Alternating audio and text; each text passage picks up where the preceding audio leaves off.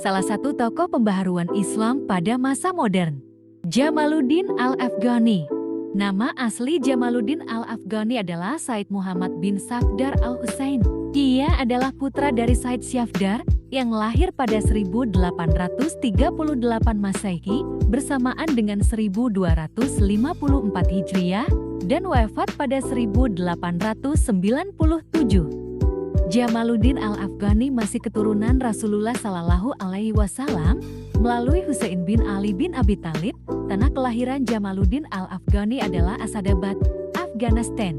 Terlepas dari perbedaan asal-usulnya, yang pasti ia memegang peranan penting dalam gerakan politik Islam modern. Ia dikenal luas di dunia Islam Sunni dan Syiah, serta memiliki pengaruh yang besar karena perhatiannya terhadap kolonialisme bangsa-bangsa Barat dan absolutisme penguasa-penguasa Muslim. Sejak kecil, Jamaluddin telah menekuni berbagai cabang ilmu keislaman, seperti tafsir, hadis, tasawuf, dan filsafat Islam, serta belajar bahasa Arab dan Persia. Ketika remaja, ia mulai belajar filsafat dan ilmu eksakta menurut sistem pelajaran Eropa modern dari tokoh-tokoh. Ketika beranjak 18 tahun, ia mulai bertolak ke Hindia, lalu ke Mekah, dan kembali ke Afghanistan. Pada masa pemerintahan Muhammad Azam Khan, Jamaluddin diangkat menjadi Perdana Menteri. Namun, hal itu tidak berlangsung lama. Karena campur tangan Inggris dalam urusan politik di Afghanistan, Jamaluddin memilih bertolak kembali ke India dan Mekah pada 1869 demi menghindari pengaruh buruk. Perjalanannya ke Mekah untuk kedua kalinya, ini menjadi awal dari keterlibatannya dalam kegiatan politik Islam internasional.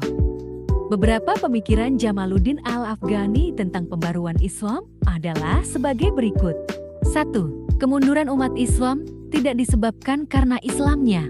Kemunduran itu disebabkan oleh berbagai faktor yang terdapat dalam diri umat Islam sendiri. 2. Untuk mengembalikan kejayaan Islam di masa lalu dan menghadapi dunia modern, maka umat Islam harus kembali kepada ajaran Islam yang murni. Islam juga harus dipahami dengan akal dan kebebasan berpikir.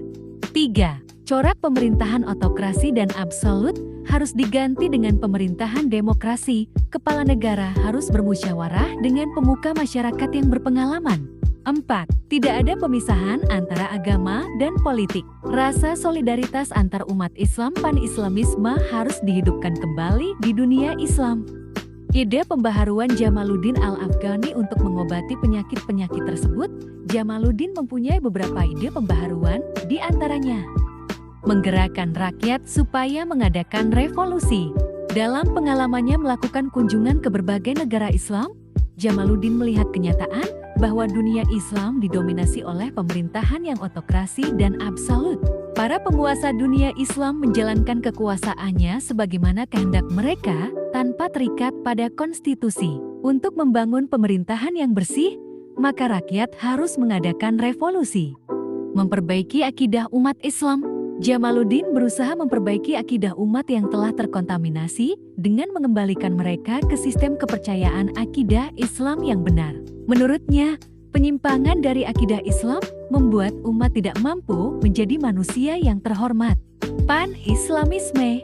Yang dimaksud pan-Islamisme yang digagas Jamaluddin adalah sebuah gerakan untuk menyatukan umat Muslim dan membangun dunia Islam di bawah satu pemerintahan untuk melawan kekuatan asing bangsa Barat.